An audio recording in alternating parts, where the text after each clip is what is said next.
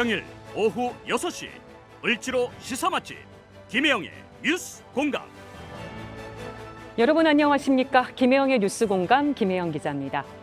저는 지금 대한민국에서 KTX로는 갈 수 없는 곳, 하늘과 바다가 허락해야 드나들 수 있는 섬 제주에 와 있습니다. 1시간가량 비행기를 타고 오면서 도심을 벗어난 자유로움, 또 여행자가 된 것 같은 그런 낭만을 느끼기도 했는데요. 그런데 비행기가 제주도에 착륙하기 전 창밖에 제주섬이 손톱만하게 보인 순간 문득 그런 생각이 들었습니다. 사면이 바다로 둘러싸인 이곳에 누군가가 하늘길과 바닷길을 끊고 언론과 통신마저 차단한다면 거대한 감옥이 되겠구나. 제주에 남겨진 아픈 역사의 섬뜩함이 피부로 느껴진 순간이었습니다. 찰나의 순간 제가 느꼈던 감정을 한 편의 시로 전해드릴까 합니다. 검은 개 들이닥쳐 냄새 킁킁 맡더니 고장댁 마당 구석에서 한가로이 놀고 있는 실한 어미닭에 눈이 갔다. 저걸 잡으라. 부장어른 어쩔 수 없어 어린 딸에게 고갯짓을 했고 검은 개 꾸역꾸역 닭 한 마리 먹어치우더니 거칠고 길게 개트림을 했다. 어미 잃은 병아리 15, 왼종일 어미 찾아 삐약삐약 헤매더니 채 사흘이 가기 전 알에서 깬 지 열흘도 되기 전 싸그리 죽었다. 무자년 겨울이었다. 1948년을 의미하는 무자년, 그해 4월에는 제주 4.3 항쟁이 있었습니다. 방금 제가 전해드린 시는 제주에서 나고 자란 김수열 시인의 죽은 병아리를 위하여라는 작품입니다. 당시 제주 도민들의 참혹한 실상이 담겨 있는 시인데요. 저희는 지금 제주 4.3 평화공원에 와 있습니다. 한때 돌, 바람, 여자가 많다고 해서 삼다도라고 불렸던 제주. 오늘 우리는 4.3 정신을 바탕으로 지역 현안들을 살펴볼까 합니다. 김혜영의 뉴스 공감 매주 금요일마다 9월 한 달간 3대 종단 특별 대담으로 인사를 드리고 있는데요.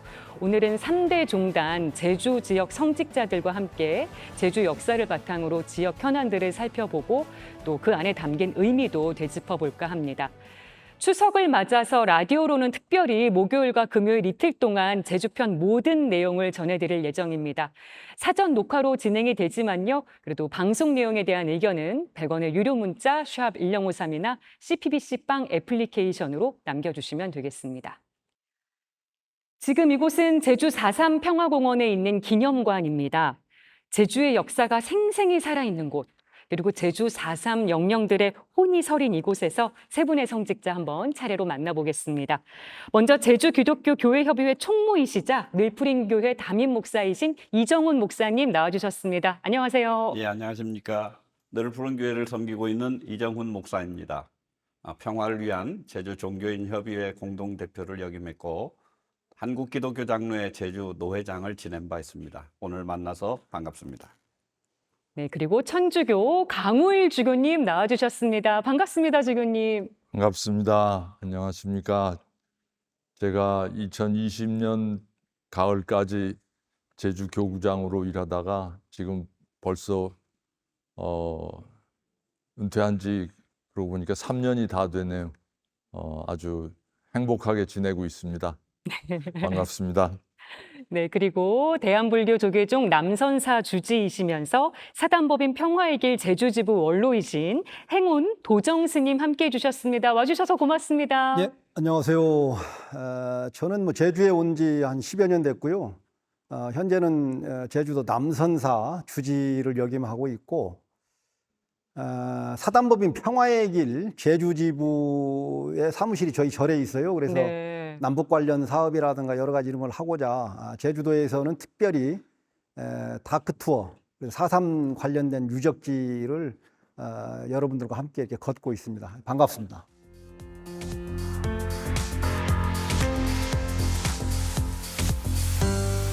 네, 세 분 모두 함께해 주셔서 정말 감사드립니다.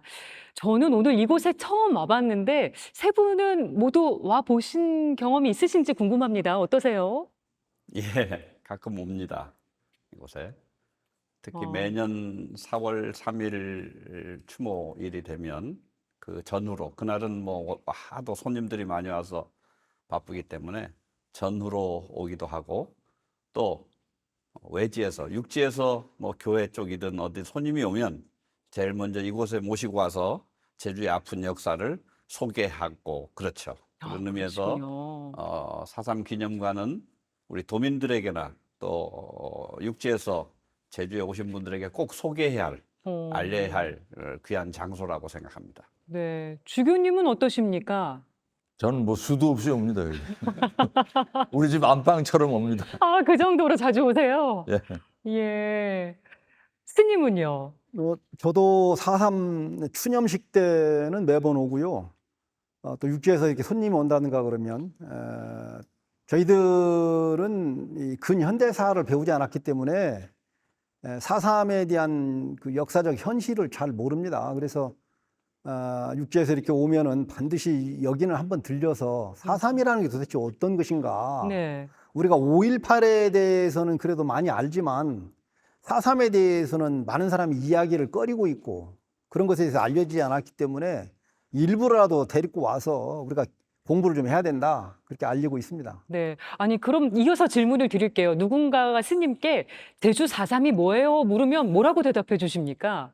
4.3에 대해서 뭐 여러 가지 말들을 이렇게 많이 하지만 저는 미 군정하에서 벌어진 이 국가 폭력에 의해서 많은 분들이 이렇게 희생이 됐다. 네. 그중에 어린아이, 노약자 할 것 없이 너무나 많은 희생자들이 나왔기 때문에 이런 것에 대해서 우리가 알고 여러분들에게 또 이야기도 함께 해야 된다고 이렇게 이 얘기를 많이 합니다. 예. 주교님의 설명도 한번 들어보고 싶은데요. 예, 4.3에 대해서 그 아직 이름도 정해져 있지 않습니다. 그래서 뭐라고 불러야 될지 몰라서 다들 그냥 4.3 하는데 그만큼 그 4.3의 정체성에 대해서 아직 확실한 그 개념이 잡혀 있지 않기 때문이라고 생각합니다. 근데 저는 여러 가지 그동안에 그 4.3 관련된 자료를 살펴보다 보니까 한마디로 그 외세에 의해서 우리 민족이 또 나라가 분단된 그 분단에 대해서 우리 결의 그 풀뿌리, 제주의 풀뿌리 민생들이 저항한 그 결과 생긴 비극적인 그 사건이었다고 생각합니다. 네. 제주 토박에 계신 목사님은 어떻게 답변해 주시겠습니까? 두 분이 많은 정의를 해주시지만 저는 간단하게 정의하면 앞으로 정명, 이 4.3에 대한 이름을 밝힐 날이 올 거다. 그래서 4.3 기념관에도 백비를 지금 해뒀는데요. 예. 저는 4.3을 제주 민중항쟁이다. 그렇게 정의하고 싶고요. 네. 미국에 대한 그때 우리가 분단의 상황이었기 때문에 제주 도민들의 그 주체적인 그 정신이 살아있고 또 그것이 단독 선거에 대한 반발로 그래서 제주도민 많은 사람들이 산으로 네. 가면서 선거에 참 제주도가 그 유명한 그래서 선거가 무효가 돼버리는 많은 사람들이 참여하지 않았기 때문에 자발적으로 그랬던 일이 있거든요. 그걸 보면서 아마 미군정 그다음 또 이승만 정부에서는 제주도 아주 조그마한 그런 곳인데 이해가 되지 않는 거죠. 감히 어떻게 정부가 하는 것을 이렇게 반발할 수 있느냐. 그러면서 그때 조병옥 뭐 이렇게 하면서 이 제주도 전체를 붉은 물이 든 뭐 이런 걸로. 아마 청취자분들이 다양한 매체를 통해서 활동하시는 세 분의 모습 보시지 않았을까 싶습니다. 뭐 세 분 다 종교계 어른으로서 우리 사회에 또 묵직한 울림을 주고 계시기도 하고 또 오늘은 이제 특별 대담이라는 형식으로 우리 사회에 꼭 필요한 쓴소리 좀 해주십사 저희가 모셨으니까요. 기탄 없이 말씀을 해주시면 좋겠습니다. 역사적 상흔 또 해결할 현안이 많은 제주. 시간 관계상 저희가 제주와 관련된 키워드를 미리 3개 뽑아서 키워드 봉투에 담아서 저희가 드렸습니다. 그래서 봉투 안에 질문 키워드가 들어있으니까 저희가 번호가 매겨진 봉투 안에 한번 차례대로 열어가면서 대화를 나눠보도록 하겠습니다. 먼저 1번 봉투 갖고 계신 분 누구실까요? 네, 주교님 안에 키워드 꺼내주실까요?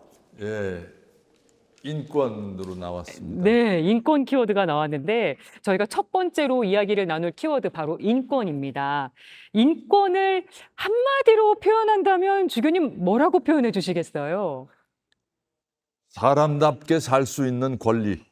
어, 예. 그 인권의 이름으로 많은 일들이 벌어지지만 사실 그 인권이라는 단어가 이렇게 생긴 것은 많이 활용된 것은 세계 1차 대전, 2차 대전 이 큰 전쟁을 겪고 나서 수천만의 사람들이 같은 다른 사람들로 인해서 목숨을 잃고 죽어가고 상처받고 가족을 잃고 헤아릴 수 없는 고통을 겪은 다음에 사람이라는 게 이렇게 함부로 다루어서는 안 되는 존재다 하는 것을 여러 국가 원수들도 조금씩 느끼기 시작을 하면서 그래서 이제 2차 대전 끝나고 나서 1948년 12월 8일인가요? 네. 그 세계 인권 선언문이 채택이 돼서 그때부터 그 인권이라는 단어가 세계적으로 가장 아주 중요한 개념으로 등장을 했고 그 후에 많은 나라들이 독립을 하면서 독립하는 새로운 그 헌법이나 그 법조문을 만드는데 가장 활용했던 것이 이 세계 인권 헌장이었습니다. 예. 그래서 그 인권 헌장이라는 건 뭐 벌써 그 몇백 년 전 1600년대 영국에서부터 시작이 됐지만 그러나 본격적으로 이 인권이라는 게 사람들 그 의식 속에 크게 자리 잡게 된 것은 세계 1, 2차 대전 끝나고 나서다 이렇게 말씀드려 볼 수 있겠습니다. 아니, 근데 저희가 지금 있는 이곳이 인권을 유린당한 분들의 영령을 추모하는 곳에서 인권 얘기를 하려고 하니까 더 여러 가지 생각이 드는데요. 주교님, 이 제주 땅에서 벌어졌던 참혹한 인권 유린, 이 4.3에 대해서 유엔에서 연설도 하셨었잖아요. 네. 그때 4.3의 완벽한 진상규명과 해결을 위해서 미국의 사과가 필요하다고 하셨던 말씀 아직도 네. 기억이 납니다. 네. 근데 4.3이 단순한 학살로 끝나서는 안 된다, 남겨져서는 안 된다는 그런 말씀의 뜻으로 이해를 해도 될까요? 예, 예. 아까도 말씀드렸듯이 4.3은 우리가 일본의 2차 대전의 일본의 패망에 의해서 우리가 적극적으로 직접 나서서 하지 않았던 해방이 갑자기 이렇게 주어진 거죠. 그 상황에서 우리 대한민국은 일본의 식민지로 있다가 미군이 진주하면서 일본의 한 부분으로서 그들은 점령군으로 온 겁니다. 예. 우리나라 사람들이 기대하기는 일본 제국으로부터 우리를 해방시켜주는 해방군으로 와주기를 바랐고 또 그렇게 기대했는데 실제로 그들 뇌리 속에서는 저희가 제주에서 벌어진 일들을 보면 그들은 점령군으로서 와 있었지 해방군으로 와 있었지는 않았던 것 같아요. 그래서 그런 의미에서 소련과 미국이 세계를 두 쪽으로 냉전 체제로 이렇게 끌고 들어가면서 온 세상을 좌우의 그 이념 대결로 몰아간 그 상황 속에서 우리는 중간에 고래 싸움에 새우등 터지는 그런 그 경험을 할 수밖에 없었고 네. 그 상황에서 결국 우리는 이 4.3이라는 정말 좌도 모르고 우도 사실 뭔지 모르는 그런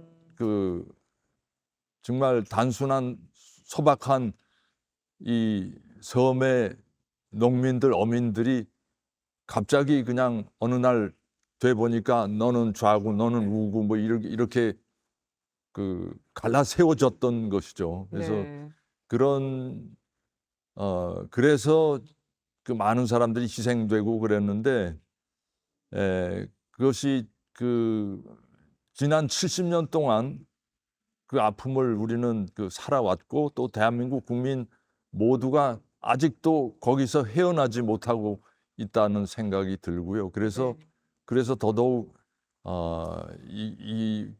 이거를 그대로 그냥 과거에 있었던 한 사건으로 파묻을 수 없는 그런 이유라고 생각합니다. 아까 목사님도 설명을 해주셨습니다만 이 4.3이 공론화되기까지 시간이 정말 너무나 오래 걸렸습니다. 이 큰 아픔을 경험한 제주도민들의 인권을 지키기 위한 노력은 어떻게 이어지고 있는지도 궁금한데요.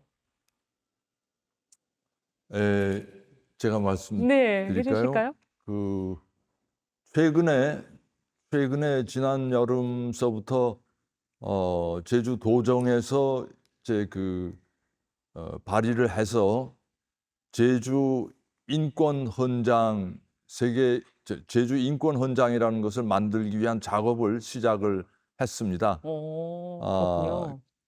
그 지자체별로 이제 그런 그 지역의 어떤 인권 조례를 만든 곳도 이미 있고 그런데 지금 제주 도정을 담당하는 오영훈 지사께서 아마 그 당선되기 전부터 공약 사항으로 가지고 계셨던 걸로 알고 그래서 지금 하여튼 그 4.3을 비롯해서 이 다른 지역에서 없었던 그런 엄청난 고통을 치른 백성들의 땅이기 때문에 여기에 정말 그 인권 헌장이라는 걸 만들어서 앞으로 누가 그 정치적인 책임을 지고 도정을 끌고 가시든지 간에 이 제주 땅에 사는 사람 한 사람이 정말 인간으로서 가지고 있는 본연의 그 존엄한 고귀한 인간으로서의 권리를 누구도 훼손할 수 없다는 것을 천명하는 그런 헌장을 만들어야 되지 않겠나 그렇게 생각하고 함께 일하고 있습니다. 정말 의미 있는 작업인 것 같은데 제주 평화 인권 헌장에 대해서 스님과 목사님도 좀 방향성에 대해서 제언을 해주실 말씀이 있으신지 들어보고 싶습니다. 불교의 근본 이념이라고 하는 것은 평등, 누구나가 인간은 존귀하다. 이것을 위배하면서부터 이제 우리가 수직적인 관계로, 그래서 국가가 힘이 있으니까 백성을 아무렇게나 대하고 이렇게 하거든요. 그래서 누구나가 이렇게 평등하다는 그런 사상을 좀 집어넣었으면 좋겠고, 둘째는 제주는 사면이 바다이기 때문에 지금 제주 바다가 지금 생태계가 지금 파괴되고 있는 거죠. 많은 그 오염물질로 인해서 바닷속이 지금 전부 다 고갈되고 있고, 그래서 제주도만이 가지고 있는 그 생태 환경을 잘 보존하고 지킬 수 있는 그런 것을 넣어야지만이 이것도 인권이지 않겠는가, 그렇게 생각을 합니다. 네. 목사님 견해는 어떠십니까? 이 평화인권 헌장 제정에 대해서는 최근에 알려진 뉴스를 통해서 저도 접했습니다. 지난 8월 30일에 오영훈 도정이 이런 위원회를 만들고 내년 초에 평화인권 헌장을 제정한다고 하는 소식입니다. 예. 구체적인 내용은 제가 잘 모르지만 이제 화해, 평화 이런 내용 등을 이 헌장에 담고 앞으로 제주도민들이 관심을 가지고 계속 만들어가고 이거 지켜나가자 이런 뜻이겠죠. 네. 우리 아까 스님께서도 말씀하신 것처럼 저도 이 생명에 대한 문제, 제주의 생명, 그거에 대한 존중, 제가 최근에 고이영 감독이 만든 물숲의 전설이라고 하는, 물꽃의 전설이라고 하는 영화를 봤습니다. 네. 혹시 이 방송을 들으신 분들도 제 얘기를 좀 기억하시면 고이영 감독의 물꽃의 전설이라는 영화를 꼭 볼 수 있는 기회를 가졌으면 좋겠다 생각합니다. 왜냐하면 제주도에 대해서, 제주의 아름다움, 그리고 제주에 이루어져가는 생명에 대한 존중, 그런 모습이 두 해녀의 대화를 통해서, 그리고 너무나도 아름다운 영상미를 통해서 그 영화에 잘 표현되어 있다 생각합니다. 그 물꽃이라고 하는 게 산호초거든요. 산호초. 그 나이 94세 된 해녀분이 삼달리에 사시는 해녀분이 바다에 들어갔을 때 그 산호초, 빨간 산호초가 흐물흐물거리는 게 마치 꽃처럼 보여서 그분은 산호초라고 하는 말을 못하고 물꽃이었다. 아름다운 꽃이 있었다 그랬는데 그 얘기를 듣고 이 최지혜라고 하는 32살의 젊은 해녀가 이제야 시작한 해녀가 그 얘기를 듣고 그곳에 가봤더니 지금 하나도 없어요. 제주가 백화 현상이 일어나서 아까 스님 얘기한 것처럼 이 양식장들의 폐수가 흘러나르면서 바다에 그렇게 많던 소라, 해삼 없어요. 해초가 없으니까 그걸 먹고 자라는 이런 게 없어요.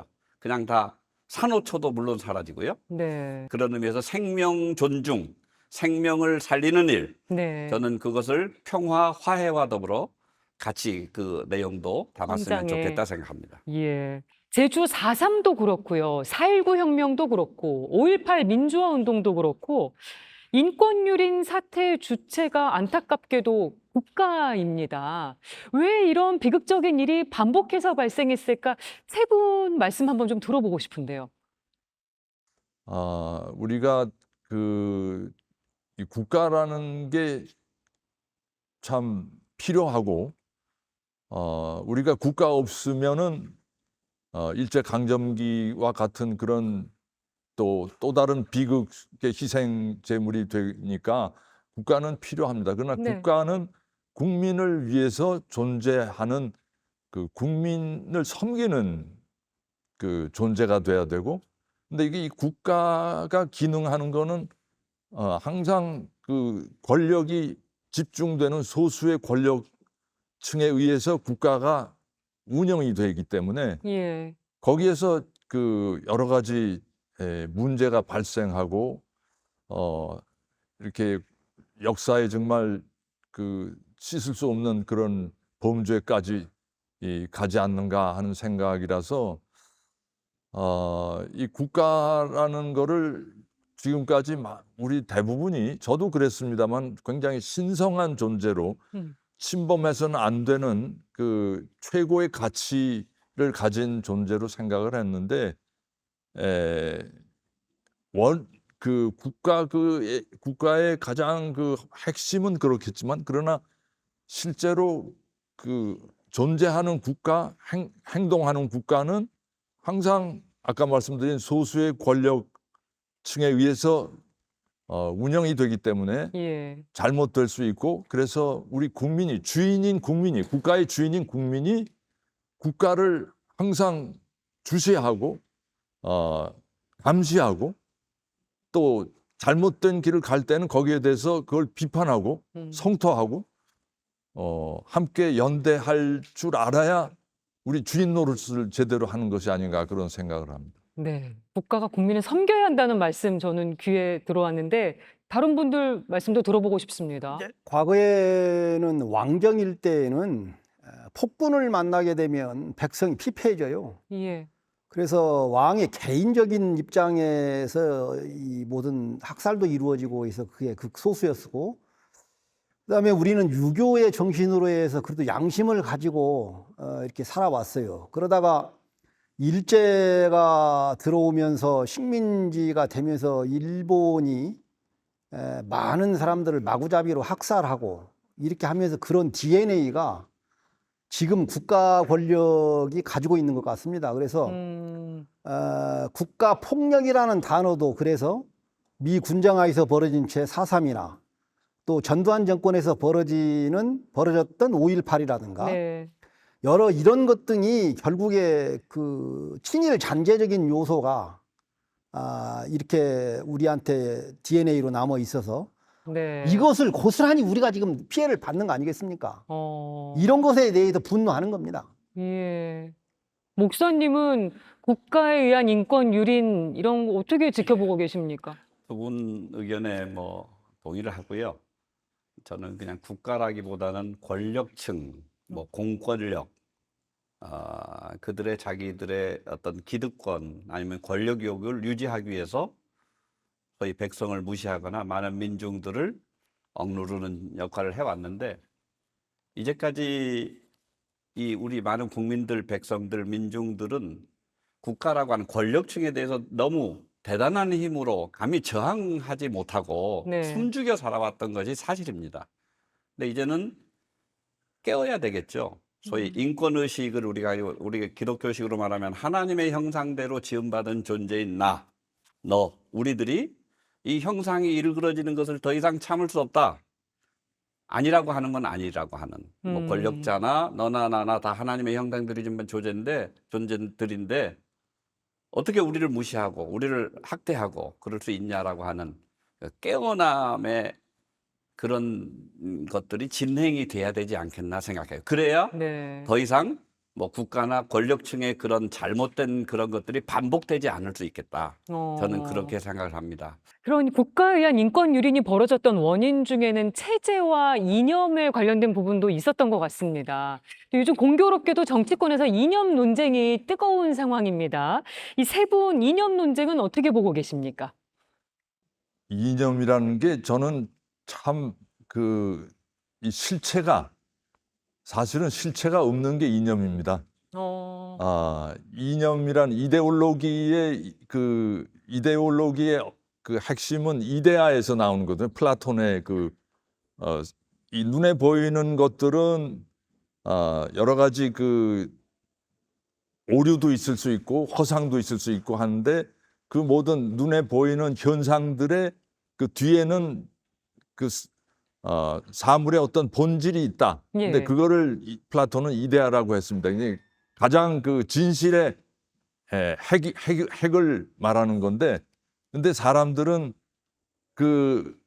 이 오늘날 얘기하는 이념이라는 건 대개 자기가 생각하는 어떤 가치를 중심에 놓고 그 가치를 중심으로 세계를 이렇게 바라본다는 세계관. 그게 말하자면 오늘날의 이데올로기인데요. 네. 자기가 생각하는 가치를 가장 앞세우면서 그걸 통해서 세계 전체를 요리를 하고 정의를 하기 때문에 그게 무리가 일 수밖에 없고 그러니까 모든 이데올로기는 문제가 있고 한계가 있고 네. 그래서 그걸 절대화하는 것은 그건 정말 인권을 생각한다면 있을 수 없다고 생각합니다. 10여 년 전만 해도 예. 원래 그 독재자들이 주로 사용하는 것 등을 테크닉 기술적으로 이렇게 이념을 많이 끌고 오거든요. 네. 그래 한 10여 년 전만 해도 하도 그렇게 하니까 시장에 가서 왼쪽 손으로 팔을 한 단 들고 이렇게 있으면 좌파냐? 또 이런 얘기를 하고 그 인증사슬을 올리는 거죠. 그 다음에 커피숍에 가서 빨대박은 커피 한 잔 들고 나서 이렇게 되면 이 좌빨이냐? 뭐 이런 얘기도 하게 되고. 사소한 행위 하나 자체 네. 가지고도. 그러다가 이제 나중에 스님들이 또 나와서 그런 거죠. 아니 절에서 종치고 북치면 이게 종북이냐? 막 이런 얘기도 하게 된 거고.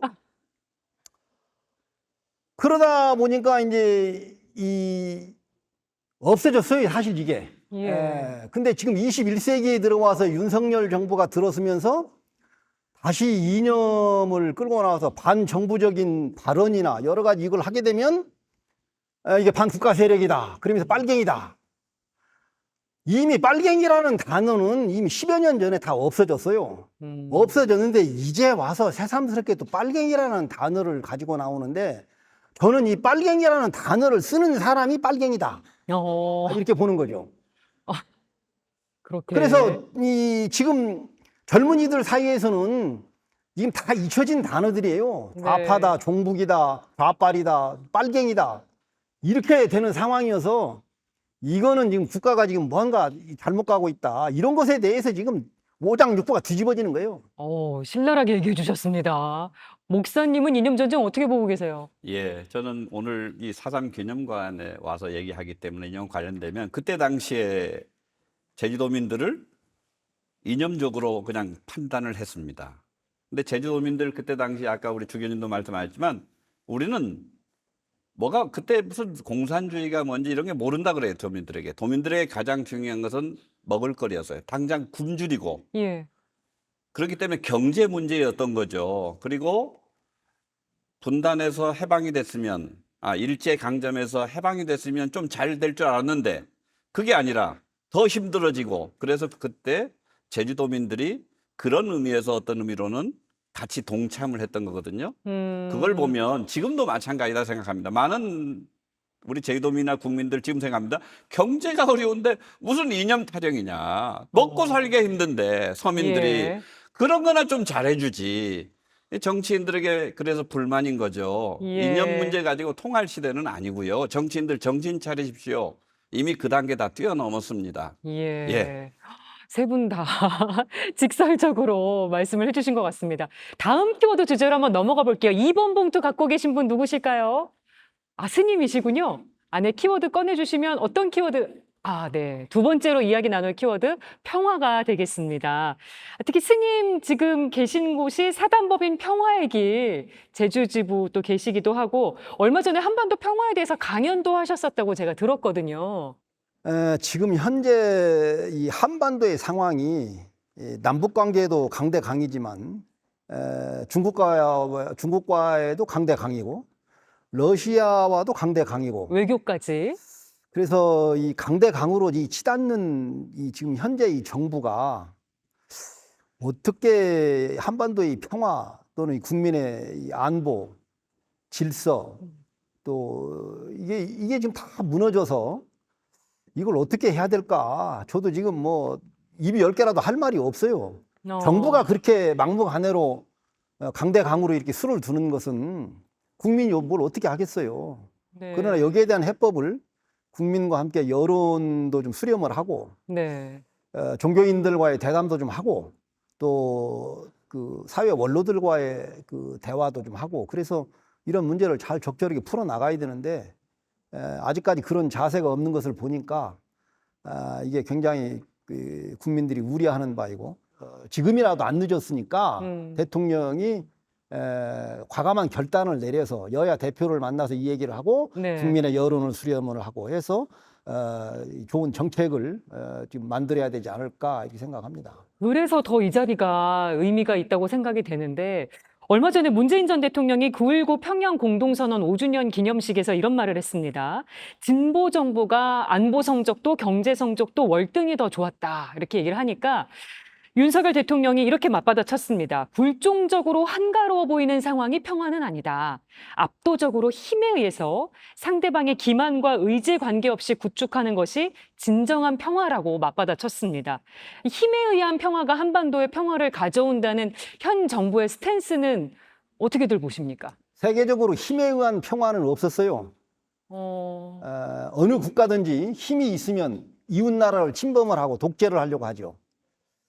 그런데 과거에 김대중 정부가 탄생이 되면서 남북 관계가 좋아지고 그다음에 또 이산가족 상봉도 하게 되고 그다음에 고스란히 이어져서 노무현 정부 때도 좋은 일들을 많이 했는데 지금 와가지고 그런 얘기를 하는 것은 진보 정부가 그동안에 국민들에게 신뢰를 받을 수 있을 만큼 남북 관계로 회복을 해놨고 그때 당시에 굉장히 경제 상황도 좋아지고 세계적으로도 한반도의 모든 언론이 집중해서 네. 야 한국이 세계적으로 유일하게 분단된 나라인데 남북 관계가 이렇게 원활하게 되고 이산가족이 상봉해서 눈물바다를 흘리고 오면서 세계의 모든 뉴스가 한반도에 이렇게 집중이 됐거든요. 네. 그런데 지금 와가지고 그것이 지금 꼴사나온 거지. 그렇다 보니까 할 얘기는 없고 그러니까 그 힘에 의한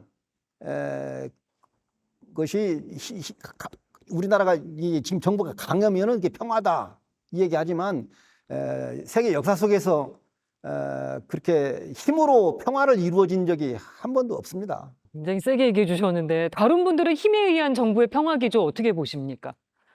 그 로마 팍스 로마나라는 그런 말이 있죠. 로마가 가졌던 로마 제국 예수님 당시에 그게 가장 힘이 있는 평화였지만 가짜 평화라는 거죠. 그게 힘이 있어 지배하는 그 평화가 진짜 평화냐?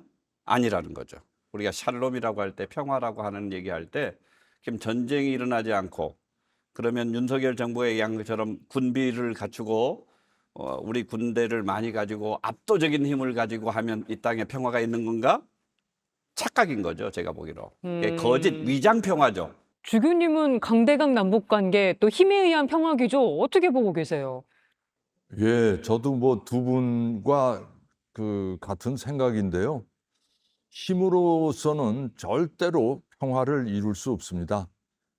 힘으로 평화를 이룰 수 있다면 세계 최강국이었던 미국이 소련마저 소연방이 해체되고 이제 최강으로서의 위치를 확보를 했었는데 네. 왜 그때가 저는 절호의 찬스였다. 이 세계 평화를 이루기 위한 미국이 제1 강자로서 세상을 정말 평화롭게 할 수 있었는데 그 다음 해 소련이 해체된 후에 미국 예산, 국방 예산은 더 늘어났습니다. 계속 예. 상대할 그 적국이 어떤 의미로 해체됐는데 왜 더 무기는 늘려야 됐었는지 저는 그때 정말 이해를 못했습니다. 그래서 결국은 힘을 계속 더 쌓아오니까 그 힘을 어디다가 쓰지 않으면 못 견딘 거예요. 그래서 네. 이라크 전쟁도 일으키고 뭐 온갖 전쟁 끊임없이 일으켜 왔습니다. 지금 그 남북 관계를 봐도 저는 이게 힘으로써 될 것인가? 네. 우리가 지금 남북 간의 그 경제 규모의 차가 북한이 남한의 그 30분의 1도 채 안 된다는 그런 네. 그 이야기인데 북한의 그 국가 예산 전체를 다 투입을 해서 국방비를 쓴다고 하더라도 우리하고 비교가 안 됩니다. 실제로 그렇고요. 무력의 차이가. 예. 그런데 우리는 더 강해지고 또 우리의 몇십 배의 그 힘을 가진 미국하고 합동 군사 훈련을 해서 북한을 압박하니 어떤 의미로 우리의 30분의 1 정도밖에 안 되는 북한 경제력 가지고 한국이 몇십 배, 미국 따지면 몇백 배겠죠. 네. 그런 상대로 해서 그네들이 할 수 있는 게 도대체 뭐겠습니까?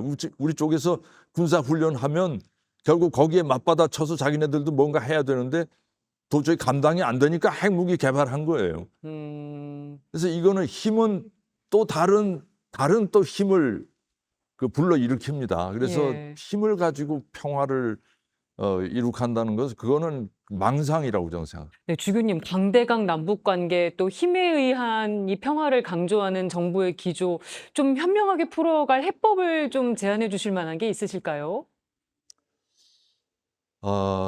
저는 그렇게 생각합니다. 이 평화를 위해서는 만나고 대화해야죠. 힘 가지고는 절대 주먹질밖에 안 됩니다. 네. 근데 현실적으로 대화하기 위해서는 우리 남북의 그 상황을 우리가 객관적으로 봐야 되는데 인구 수로 보나 또 경제 규모로 보나 또는 국제적인 여러 가지 위상으로 보나 지금 남북이 대등한 똑같은 위치라고 보기가 힘듭니다. 제가 보기엔 마치 초등학생과 대학생이 이렇게 서로 한쪽은 이렇게 쳐다보고 한쪽은 내려다보고 이런 모습이라고 생각이 되고요. 네. 그런 상황에서 대화를 우리가 하려면 정말 진지한 그 성심으로 대화를 하려면 키 큰 쪽이 낮아져야 됩니다. 그 키 작은 쪽에 맞춰서 우리가 어른이 아이하고도 정말 대화하려면 키를 낮춰서 아이 눈높이에 가야 됩니다. 네. 마찬가지로 그 국제 관계에 있어서도 저는 그런 기본적인 인간의 도리는 바탕에 깔고서 해야 대화가 된다고 생각을 합니다. 이게 이제 외교하고도 문제가 좀 연결이 되는데요. 우리가 미국에게 굴종적인 외교를 할 때 우리가 지금 전작권도 없는 상황에서 북한과의 대화가 원활하지를 못합니다. 그러려면 미국과의 어떤 동등한 입장에서의 우리의 발언을 관철시키고 또 설득하고 그렇게 해야지 북한하고도 우리가 함께 대화할 수 있는 그런 장이 열리거든요. 예. 북한이 남쪽을 경유해가지고 일본과 미국을 설득해서 어떻게 대화를 좀 해볼까 이런 연구를 하도 네. 남쪽의 이 정도가 무능해서 미국에게 아무 발언도 못하고 욕만 먹고 이렇게 돌아다니고 그러니까 북한에서는 오히려 미국하고 다이렉트로 직접 연결해가지고 우리가 대화를 좀 해보자. 네. 남쪽을 이렇게 제끼는 거죠. 이런 상황이 계속되면 우리 남북 관계의 미래는 없다.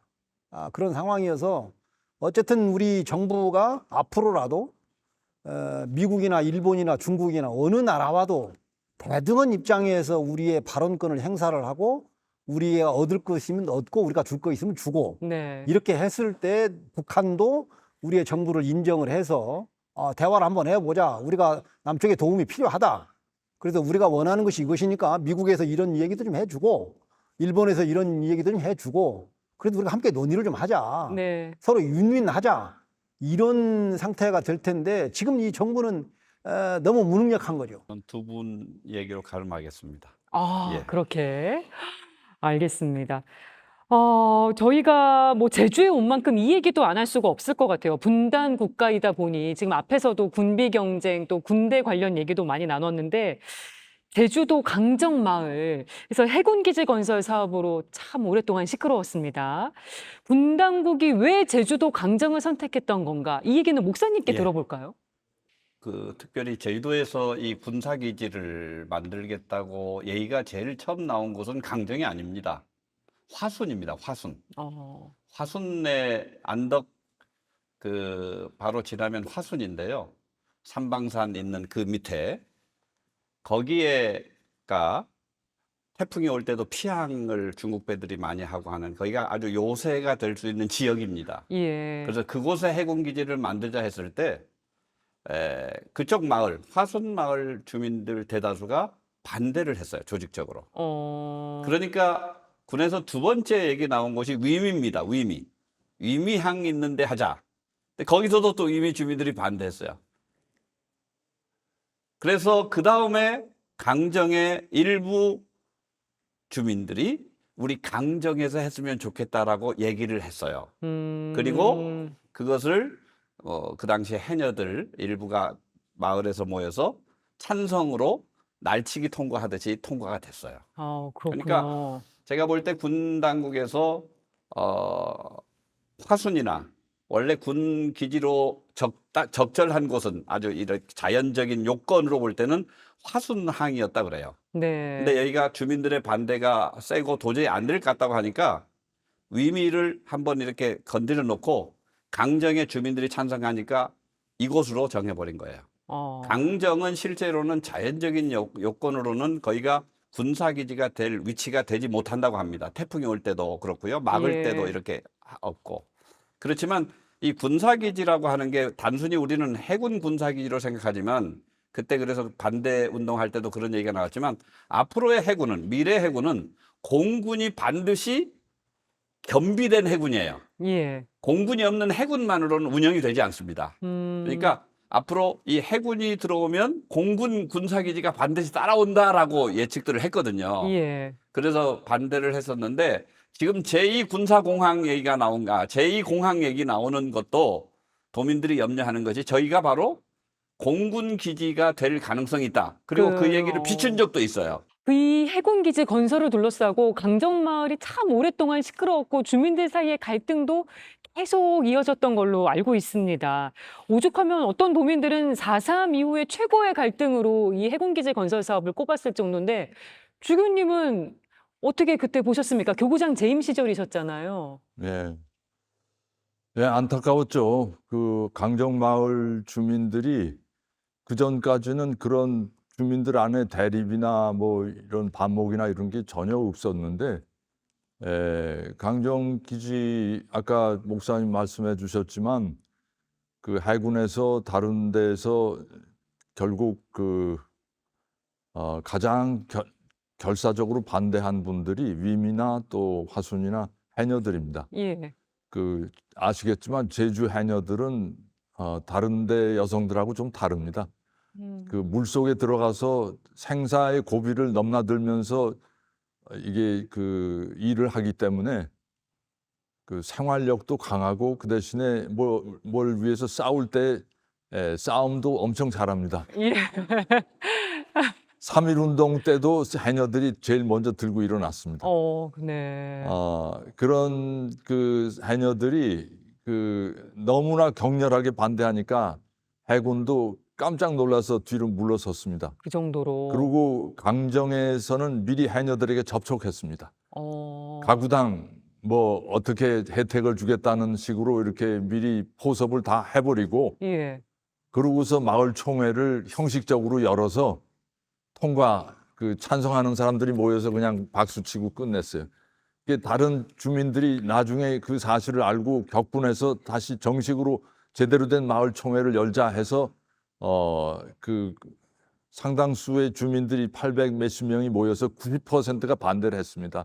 근데도 이미 그 전에 몇십 명 모여서 박수 친 거로 이미 통과가 됐으니까 일사부재리의 원칙에 따라서 뭐 소용없다 하면서 그 도에서는 그냥 밀어붙인 겁니다. 그러다 보니까 강정 마을이 완전히 두 쪽이 났는데 그 전에는 제주도민들은 이렇게 제사 문화가 굉장히 아직도 잘 보존이 되고 있어서 어느 집에서 제사 날이다 하면 그 친척들이 다 가서 제사밥 먹으러 갑니다. 네. 근데 그 전에는 그렇게 왕래하던 그 친지들이 이제 강정 기지 결정되고 그 강제 이렇게 공사 진행되고 경찰이 압박하고 그러는 과정에서 그 전에 같이 제사 참여하고 같이 제사밥 먹던 사람들이 이제 얼굴도 서로 마주치기가 어려울 정도가 돼버렸어요. 참 안타까운 일입니다. 예, 그게 강정에서 벌어진 현실입니다. 스님은 해군기지 건설 사업 어떻게 바라보고 계십니까? 이거는 그 주민을 무시하는 처사죠. 도가 또는 국가가 지역 공동체를 파괴하는 그런 행위인데 처음에 기조는 해군 기지를 한다고 그러니까 주민들이 반대하니까 민관 복합형이라고 해서 그렇게 불렀죠. 거기에 무슨 6만이 인구가 들어오고 경제적 효과가 1조에 육박하다. 그런 거짓말들을 해서 주민들이 이제 현혹되기도 했죠. 그런데 지금 이게 결과적으로 이렇게 보게 되면 그 해군 기지에 있는 그 아름다운 제주만이 가지고 있는 구럼비를 전부 다 파괴를 하고 시멘트로 다 방파제를 만들고 그렇게 했죠. 그다음에 지금 와가지고 강정 항에 가보면은 기름 냄새 때문에 사람들이 들어가지를 못해요. 왜냐하면은 큰 이 배가 분함들. 들어오면서 그만큼 많은 기름이 유출이 돼서 지금도 보면 기름이 이렇게 둥둥 떠다니고 다녀요. 그렇습니까? 예. 그래서 주민들이 생각할 때는 그때는 그렇다 치더라도 지금에 와서 보니까 이 제주도와 국가가 폭력을 우리한테 행사한 거다 이렇게 보는 거죠. 왜냐하면은 거짓말 했잖아요. 인구가 6만이 들어오고 경제적 효과가 얼마라고 그러는데 네. 그 다음에 제2공항이 만들어진다고 하니까 이 도민들이 믿습니까? 이런 이 사태가 벌어지면서 제주의 그 공동체를 국가와 도가 이걸 그 파괴하는 그런 행위였다 이렇게 진단을 하고 앞으로의 상황은 이제 제2공항이 남아 있는데 이걸 네. 어떻게 하냐? 그것도 우려가 되시는 거군요. 예, 그렇죠. 그거하고 강정하고 이 제2공항하고 전 무관한 건 아니거든요. 예. 이 자연 훼손을 하면서까지 우리가 이걸 해야 되느냐. 그 얘기는 아마 이따가 할 기회가 있을 것 같아서 스님 제가 조금만 더 붙이면 예. 카메라가 이쪽을 지금 비출 수 있습니까? 강정 얘기가 나왔기 때문에 예. 여기 여기 지금 최성희 씨라고 네. 강정에서 몸으로 싸웠던 한 평화 활동가고요. 네. 이 사진 보면 포크레인 밑에 누워 계세요. 누워 있는 사진입니다. 그러니까 들어오지 못하게 그 당시에 강정 군사기지에 많은 그 트럭들 그리고 이런 중장비가 들어설 때 평화 활동가들이 몸으로 진입하지 못하게 막았습니다. 예. 지금은 뭐 다 지나가 버린 거지만 그리고 저 최성희 씨가 여기 보면 제주 강정 군사와 군사기지 제국주의 이게 이제 말의 바다의 일부지만 그걸 그대로 보여주는 한 장면이다 생각해서 제가 소개해드리고요. 저희가 얘기를 나누다 보니까 시간이 훌쩍 지났는데요. 김혜영의 뉴스공감 3대 종단 특별대담 제주편 함께하고 계십니다. 저는 세 번째 키워드와 함께 2부에서 찾아뵙도록 하겠습니다. 여러분께서는 지금 김혜영의 뉴스공감 3대 종단 특별대담 제주편 함께하고 계십니다. 제주기독교교회협의회 총무이신 이정훈 목사님, 그리고 대한불교조계종 남선사 주지이시자 사단법인 평화의 길 제주지부 원로이신 행운 도정스님, 또 천주교 강울 주교님 이렇게 세 분과 함께하고 있습니다. 3번 키워드 봉투 갖고 계신 분이 목사님이시죠? 3번입니다. 네, 안에 있는 키워드 한번 열어주실까요? 어떤 키워드가 상생입니다. 있을까? 네, 상생이라는 키워드가 나왔는데 저희가 해군기지 건설 사업 아까 얘기를 해봤었는데 해군기지 건설 때문에 둘로 나뉜 이 강정마을 주민들의 마음들, 민심들 또 분단선으로 갈라진 우리 남북 주민들의 마음들 공생과 상생을 위해선 우리가 어떻게 해야 될까? 좀 좋은 의견 주시면 좋겠습니다, 목사님. 쉽지 않은 질문이라고 생각합니다. 저희가 강정기지 반대 운동할 때 실제로 우리를 막고 하는 모습을 보면서 화해하는 서로 뭐 원수도 사랑하라고 예수님 했지만 정경들이 와서 막고 몸으로 하고 하면서 그런 마음이 생기지 않아요. 밉다. 왜 우리를 막나? 우리는 정의로운 일을 하는데. 그런 마음들이 생기고 나도 모르게 피폐화되기 시작하더라고요. 그래서 제가 느끼는 것은 뭐냐 하면 내 주장만 옳다라고 생각하기 전에 일단 상대방의 주장하는 얘기도 귀 기울여 보자. 열린 자세를 갖는 게 중요하다. 우리가 이제 그런 얘기가 요새 보수, 진보 얘기 나오지만 열린 보수와 열린 진보는 통할 수 있거든요. 예. 닫힌 진보와 닫힌 보수는 이건 망하는 기름길이죠. 우리가 뭐 교단, 진보적인 교단이라고 하지만 우리 안에 닫힌 진보로만 있으면 네. 그건 말이 통하지 않고 오히려 더 꼴통 이상이 될 수 있는 거죠. 저는 그래서 뭐 도민들도 찬성 반대로 이렇게 나눠질 수 있지만 왜 이 해군기지를 찬성하는가? 왜 이 해군기지를 반대하는가? 무조건 우리는 상대방 얘기를 듣지 않고 내 주장만 하거든요. 저 사람들의 얘기도 들어보고 그럴 수도 있겠다. 그리고 제3의 방안은 무엇이냐까지 좀 토론해서 나눌 수 있는. 그리고 그러기 전에 이 추진하는 군이나 도에서는 정확한 정보를 먼저 도민들에게 알려주는 게 필요하다 생각해요. 네. 그래야 이 갈등의 문제를 좁혀갈 수 있는데 정보를 정확히 알려주지 않고 일부만, 그것도 왜곡된 정보만 알려주고 일방적으로 진행해 갈 때, 그리고 명분은 이건 국책 사업이니까 너희들이 아무리 반대해도 소용없어. 이렇게 네. 한다면 저항만 더 일어나는 거죠. 제2공항 문제도 마찬가지라고 생각합니다. 그래서 갈등이라고 하는 게 나쁜 것만이 아니라 사회 발전에 의해서 갈등이 필요할 수도 있고 네. 갈등을 통해서 더 나은 방향으로 나갈 수 있기 때문에 제가 보기로는 다른 의견, 틀린 의견이 아니라 나와 다른 의견에 대해서 열린 자세로 접근을 하고 또 그 얘기도 경청하면서 더 나은 방안들을 우리 한번 좀 모색해보자 얘기들을. 지금 제2공항도 마찬가지입니다. 그러면 많은 관광객이 와서 제주도가 더 잘 살게 될 거 아니냐. 저는 그렇게 생각하지 않습니다. 좀 불편하게 살면 어떨까. 좀 앞으로 조금 불편하면 지금 제2공항을 추진하는 분들이 그러거든요. 지금 공항 비좁다, 위험하다, 몇 초마다 비행기가 뜨고 나는데 사고 나면 어쩔 거냐. 그러니까 저기 하자. 그게 편리한가? 그게 꼭 나은 길인가? 제주의 미래를 위해서 바람직한 길인가? 좀 깊이 생각해보고 논의하고 의견들을 맞대보면 어떨까? 그런 네. 생각을 해봅니다. 열린 마음 특히 강조해 주신 거 마음에 남는데 스님과 주교님은 어떠신가요? 갈라진 제주 도민들의 마음, 또 갈라진 우리 남북 국민, 주민들의 마음 어떻게 하면 좀 통합하고 치유할 수 있을까요? 이미 망가진 사람들의 마음을 돌려놓기라는 것은 굉장히 어렵습니다. 먼저 정부가 나서서 그 대처하는 것을 보면 구속된 사람을 빨리빨리 이걸 좀 풀어주고 이렇게 해서 주민들의 마음을 좀 헤아려 줘야 되는데 끝까지 그 사람들을 놔둬요.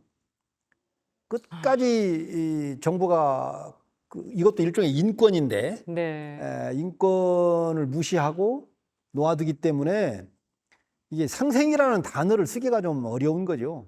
남북 관계도 마찬가지입니다. 네. 서로 어떤 이야기든지 치열하게 논쟁을 하고 결과를 도출해 내야 되는데 힘이 있는 자는 무조건 먼저 그걸 결과물을 내려고 밀어붙이는 거죠. 이것이 주민들을 무시하는 처사고 이 상생하고는 거리가 먼 그런 작태를 보이기 때문에 네. 우리는 제주도에서 지금 벌어지고 있는 여러 가지 사안이 도정이 무조건 밀어붙이려고만 한다. 네.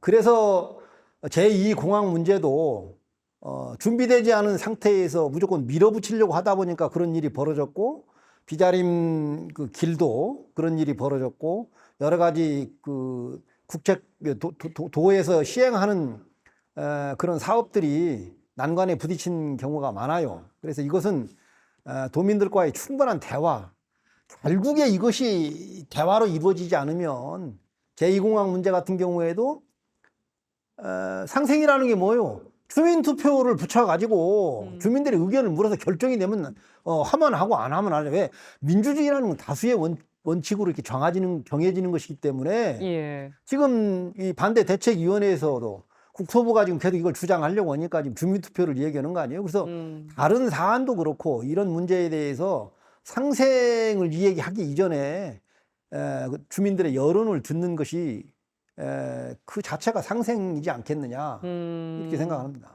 국민들의 의견을 먼저 들어야 된다는 의견 또 주셨고요. 주교님은 어떤 말씀 주실까요? 예, 이 제주에서 그 4.3의 쓰라린 경험과 또 아픔을 겪고 나서 최근에 와서야 그 후손들이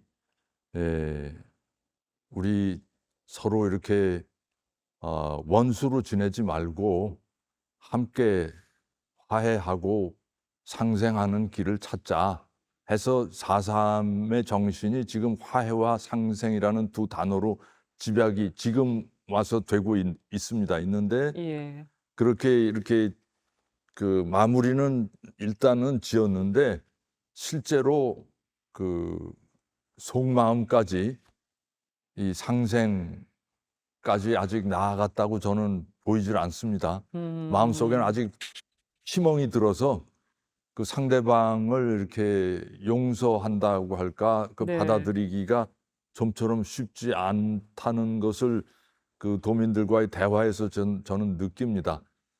근데 그게 정말 상생으로 이렇게 서로가 서로를 인정하고 이렇게 받아들이려면 저는 상대방을 어떤 이념이라든지 어떤 그런 잣대로 다른 그 일들로 사람을 이 사람은 이런 사람이다 하고 이렇게 그 간판을 붙여가지고서 그렇게 상대하는 마음으로부터 이렇게 받아들인다는 게 쉽지 않고 그래서 정말 상생을 하려면 저 사람도 나와 생각은 다르고 보수, 진보 서로 뭐 이렇게 또는 뭐 여당, 야당 입장은 다르지만 저 사람도 나와 똑같은 사람이다. 정말 하느님 닮은 모습, 목사님도 말씀하셨지만 하느님 닮은 모습으로 창조된 저 사람도 나와 똑같은 인간이고 저 사람에게도 아버지, 부모가 계시고 또 그 자식들이 있고 서로 그 사랑하는 가족을 꾸미고 있고 나와 기본적으로 그 아주 같은 사람이다 하는 그런 인식을 가지고 상대를 존중하는 마음으로 그런 시선으로 바라보면서 일을 추진을 해야지. 저놈은 뭐 이런 극단적인 생각을 하는 놈, 이런 일을 하는 사람, 뭐 이렇게 해가지고서 아예 그 카테고리를 정해가지고 사람을 어느 잣대로 판단을 해버린 다음에 그 사람과 진정한 대화는 이루어지기 힘듭니다. 그래서 네. 그 뭐 보수든 진보든 좌든 우든 부자든 가난한 사람이든 이 서로가 이렇게 나와 똑같은 사람이다. 음. 내 형제일 수 있다. 그런 그 근본적인 그 인간적인 시선을 네. 가져야 저는 상생이 가능하다고 봅니다. 그래서 이거를 그 국가 경영자도 마찬가지로 그런 시선을 가지고 대해야지 법적인 그 법의 잣대로 법조문의 잣대로 사람들을 다 다스리려고 하면 그거는 나라 경영이 안 됩니다. 네. 세 분이 해주신 말씀을 많은 분들이 좀 마음에 새기시면 어떨까 이런 생각이 드는데요. 네, 그럼 여기서 저희가 준비한 영상 보고 이야기 이어가도록 하겠습니다. 네, 김혜영의 뉴스공감 3대 종단 특별대담 제주편 함께하고 계십니다. 저는 오늘 이렇게 좀 소개를 해드려야 할 것 같은데요. 제주의 사위 맹현균 기자입니다. 자, 흔히 이곳 제주를 일컬어 평화의 섬이라고 부릅니다. 앞서 3대 종단 지도자들의 이야기처럼 이곳 제주가 과거에 아픈 역사를 갖고 있기 때문에 더욱 평화를 갈구한 게 아닌가라는 생각을 해봅니다. 자, 제주에 왔으니 제주의 현안도 하나 살펴봐야겠죠. 바로 제2공항은 건설을 둘러싼 갈등입니다. 제2공항이 필요하다고 말하는 분들은요, 이미 너무 공항이 포화 상태다. 그렇기 때문에 제2공항을 건설해야 한다라는 입장입니다. 그리고 공항이 건설이 되면은 제주의 발전에도 도움이 될 것이란 시각입니다. 하지만 반대하는 분들은요, 생태적인 우려를 하고 있습니다. 이 제2공항 부지가 상습 침수 구역입니다. 그렇기 때문에 작은 도로 공사로도 이 수해 피해가 발생하는 지역이라고 합니다. 그런데 공항과 같은 더 큰 사업을 벌이게 되면 생태적으로 더 많은 오염이 우려된다는 것이죠. 더 큰 문제인 것은 제주는 한번 해군기지 건설을 둘러싼 아픔을 겪었습니다.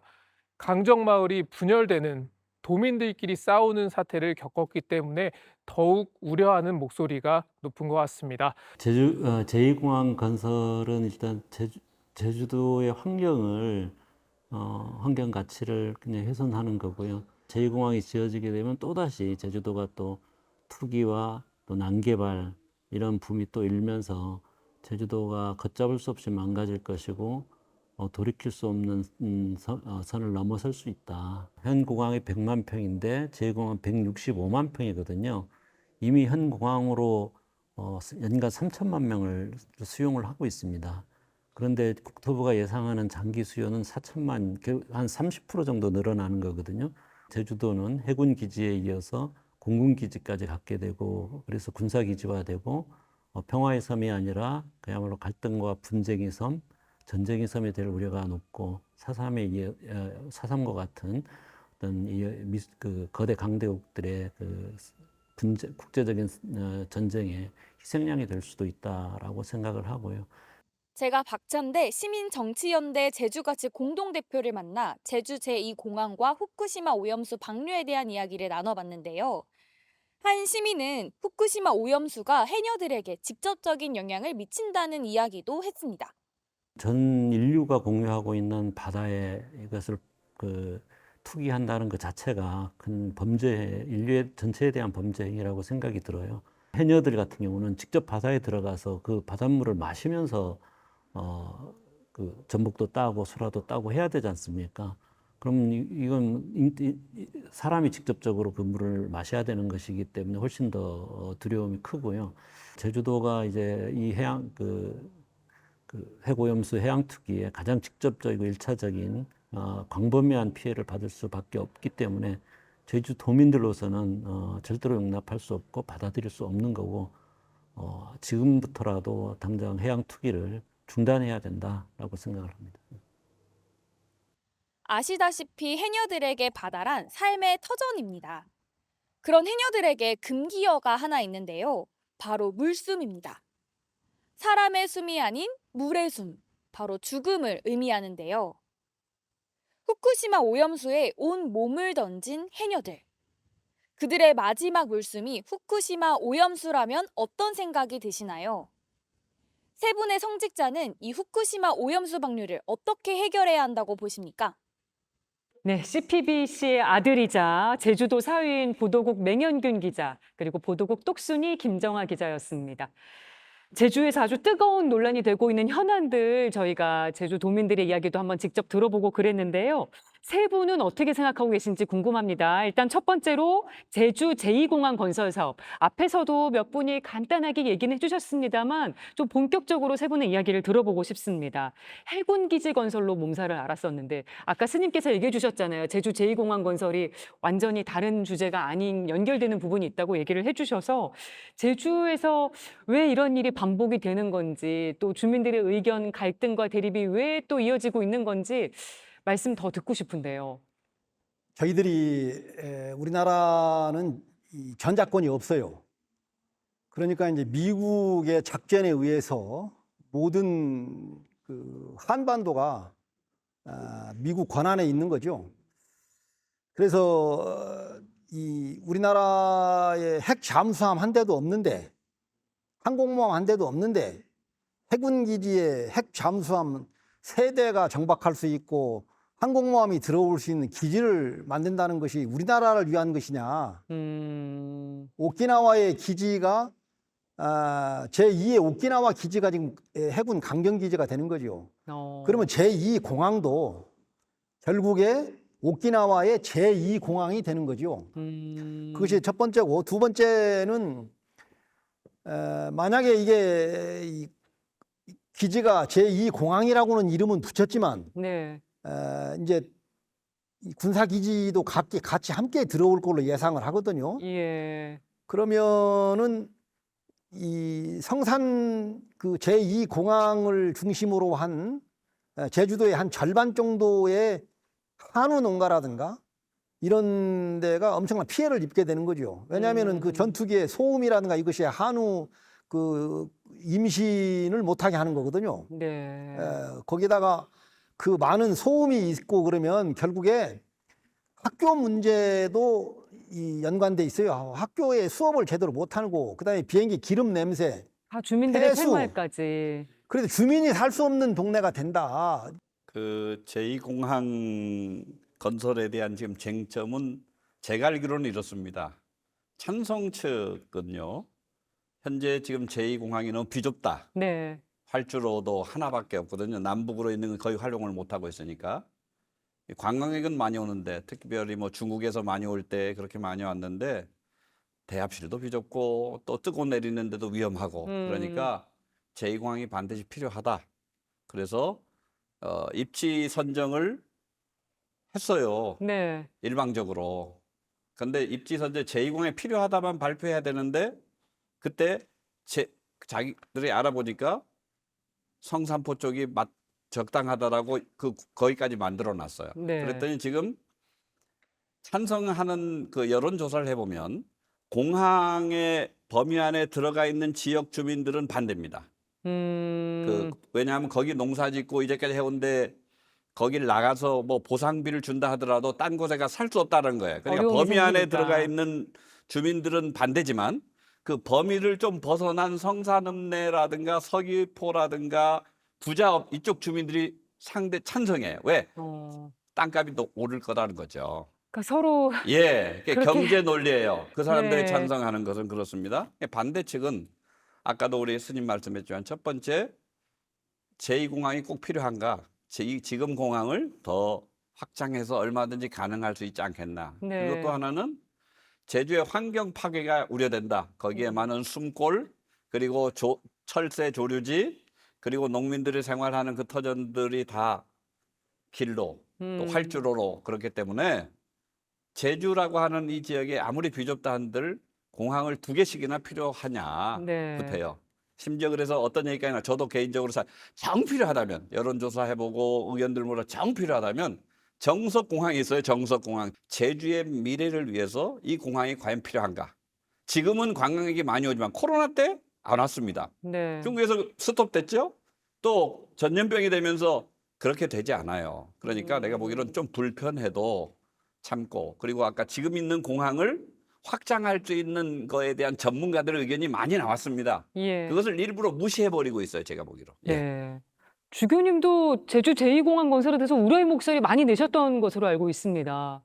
예, 그 제2공항의 큰 문제가 이제 그 아까 스님이 지적해 주신 군사 기지화되는 그 우려, 거기에 대한 우려가 있고, 또 하나는 이제 환경 파괴 문제인데, 저는 그 근본적으로 이게 제2공항이 꼭 필요한가? 그리고 제주도는 지금 공항 하나만으로도 들어오는 그 1년에 최근에 내방객들이 약 1년에 1,500만 정도가 들어왔거든요. 근데 지금 도정에서 본래 계획했을 때에 국토부하고의 그 수치는 그들이 이 공항 제2공항을 만든 후에 수용 가능한, 그리고 수용하고 싶은 관광객 입도객 수를 연간 4천만으로 봤습니다. 근데 그렇게 되면 제주도는 그냥 사라집니다. 망가집니다. 이미 1,500만밖에 안 들어왔는데도 제주 지하수는 이미 상당히 오염되기 시작을 했습니다. 예. 그다음에 이미 기존에 살고 있는 이 제주도민들과 또 찾아오는 내방객들이 버리는 이 쓰레기와 그 하수, 생활 하수 이런 것들 때문에 이게 정말 하수 처리장에서 100% 그 정리가 안 됩니다. 정화가 안 돼. 정화가 안 된 거를 그냥 바다에 내보내니까 제주 주변 연안 바다가 다 죽습니다, 지금. 그래서 아까 스님 지적하신 백화현상이라는 게 그래서 생깁니다. 지금도 감당이 안 되는데 네, 더 많은 사람이 지금도 들어오면 감당이 안 되는데 거기서 이 배 넘는 사람을 더 끌어들여서 제주를 어떻게 하겠다는 겁니까? 이게 정말 말도 안 되는 계획입니다, 이거. 세 분 다 우려를 하고 계신 얘기인데 다음 얘기도 왠지 우려의 목소리가 많을 것 같아요. 일본 후쿠시마 원전 오염수 방류가 얼마 전에 있었습니다. 요건에 대해서는 세 분들 어떻게 보고 계십니까? 예. 이 제주가 일본하고 가깝고요. 또 제1교포도 많아요. 네. 예, 4.3 때 많이 이제 가서 생활하기도 하고, 또 제1교포들이 제주의 발전에서 많은 도움도 줬습니다. 학교를 세우는데, 뭐 동네 뭐 경로당을 만드는데, 그만큼 가까운 지역인데 가깝기 때문에 더 우려가 많은 거죠. 이게 네. 물론 오염수가 바로 우리 제주로 오는 게 아니고 태평양 쪽으로 해서 가서 돌아서 온다고는 하지만 언젠가는 올 거 아닙니까? 그리고 오고, 제주도가 삼면이 바다라 이 어민 수산업으로 하시는 하는 분이 분들이 많죠. 많아요. 그리고 이제 바로 다음 주가 추석입니다만, 추석 때가 되면 동문시장에 가보면 갈치, 또 옥돔 이런 것들을 추석 선물로 보내고, 또 상인들이 그걸 아이스박스로 이렇게 포장하는 경우들이 많은데, 이 뉴스가 나오면서 그 추석 선물 모든 게 다 끊어져 버렸답니다. 아이고. 지금 당장 뭐 검증해서 뭐 나오진 않는다 하더라도 점점 이게 불안해하는 거예요. 그리고 제주도에 횟집도 많고요. 네. 이게 상당히 많은데, 이 오염수 문제는 심각하기 때문에 제주에서 제일 많은 해녀들, 수산업자들이 앞서서 거리에서 반대 집회도 하고 그랬습니다. 제주도민들에게 있어서 이 후쿠시마 오염수에 대한 문제에 대해서는 반대가 제가 보기로는 80%가 넘는 것으로 알고 있습니다. 네. 그만큼 집회에 나오는 숫자도요 많고요. 그러니까 저희가 프로그램에서 제주 해녀분 또 전화 연결 예. 인터뷰를 했었는데 예. 많이 역시 우려를 하고 계시더라고요. 두 분은 그 목소리 어떻게 듣고 계십니까? 도민들의 목소리요. 그 도민들은 뭐 다 굉장히 염려하고 있죠. 굉장히 염려하고 있는데, 이게 문제는 이제 어떻게 될 것인가를 우리가 모른다는 얘기입니다. 그러니까 오염수가 이렇게 계속 지금 뭐 일본 정부도 그렇고 한국 정부에서도 그렇고, 이게 오염수를 처리하면 1,500배로 이렇게 희석해서 내보내고, 그게 또 바다에 흘러가면 또 몇만 배로 이렇게 희석이 되기 때문에 염려 없다, 전혀 인체에 영향 없다고 하는데, 그거는 희망사항이, 기대사항이고요. 이게 사실 이제 바다로 흘러 들어가면 그 당장은 몇만 배로 희석이 됐지만 그거를 이제 그 바닷물을 오염수가 조금이라도 하여튼 오염이 돼 있는 거를 이 플랑크톤이 그대로 흡입을 합니다. 네. 그러면 바닷물에 있는 그 방사능 수치보다 플랑크톤은 몇십 배로 늘어납니다. 또 그 축적이 플랑크톤을 되니까. 먹는 네. 물고기에는 플랑크톤의 또 몇백 배의 그 방사능이 또 그 축적이 됩니다. 네. 그러면 그게 인체에 올 때 어떻게 되겠습니까? 몇 배로 늘어날지 아무도 지금 지금까지 그 연구한 사람도 없고 결과를 검증한 사람도 아무도 없습니다. 예. 그러니까 이거를 과학적이다고 이거 전혀 지금 과학 단계에 안 들어가 있습니까?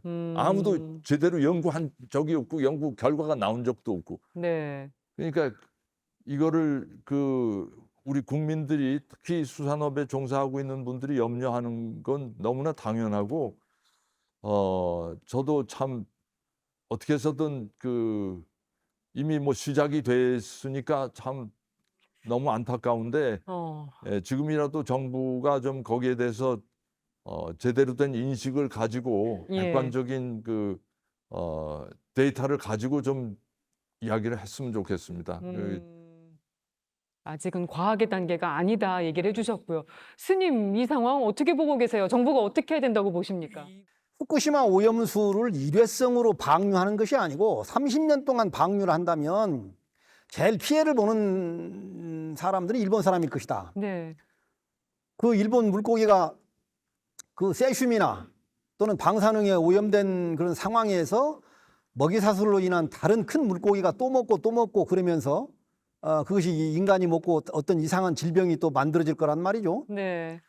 또 그 물이 여기저기 흘러다니면서 제주 앞바다까지 와서 제주 해녀들이나 아니면 제주 물고기들이 그걸 먹고 중독이 되고 사람이 먹고 중독이 되면서 일본이나 제주나 부산이나 거의 같은 비슷한 증상의 환자들이 많이 생길 거라고 저는 예상을 합니다. 왜? 이거 일본에서 이미 검증이 된 미나마타 병이라고 해서 WHO에 그 병명이 미나마타 병이라고 등재가 돼 있어요. 이런 상황을 미리 우리가 예측을 하고 있는데 일본이 그걸 계속 방류를 한다고 하면 이건 막아야 되는 거죠. 왜? 체르노빌이라든가 이런 데는 육지잖아요. 사람이 안 가면 그만이에요. 네. 그런데 바다는 전 인류가 이 바다에 의존해서 살게 되고 소금도 먹어야 되고 다 연결돼 있어요. 이러면은 이 바다를 파괴한다는 것은 전 인류를 파괴하는 그런 행위다. 그래서 이게 일본이 방사능 피폭을 전 세계에다 퍼뜨리고 있는 거라고 보는 거예요. 3대 종단 특별대담 제주에서 이렇게 세 분 성직자와 함께 했습니다. 오늘 함께 하신 소감 어떠신지 좀 들어볼게요. 스님 어떠셨어요? 제주에 와서 산 지가 그렇게 오래지는 않았지만 그래도 10년 넘으셨잖아요. 좀 많은 그 공부하는 시간이 좀 됐다고 생각합니다. 그러셨어요. 어떤 공부 많이 하신 것 같으세요? 아니 뭐 이게 주교님께서는 뭐 제주도에 오래 사시고 그다음에 제주도에서 뭐 환경 문제라든가 또는 그 평화 운동이라든가 여러 가지 그런 운동에 대해서 많이 이렇게 오랫동안 활동을 하셨기 때문에 거기에 대한 그것에 듣는 것만으로도 저는 기분이 좋습니다. 주교님은 어떤 메시지 주고 싶으세요? 너무 이렇게 국민들끼리 의견의 그 견해의 대립이 이렇게 극화되면서 서로가 대화도 나누기 힘들어지는 그런 상황, 이게 절대로 바람직하지 않는 것 같고요. 명절이 돼서 집에 돌아가면은 가족들끼리 정말 허심탄회하게 모든 이야기를 주고 받아야 되는데 어떤 좀 예민한 문제에 대해서는 다들 싸울까봐 걱정이 돼서 화제를 꺼내지 않고 건드리지 않고 그냥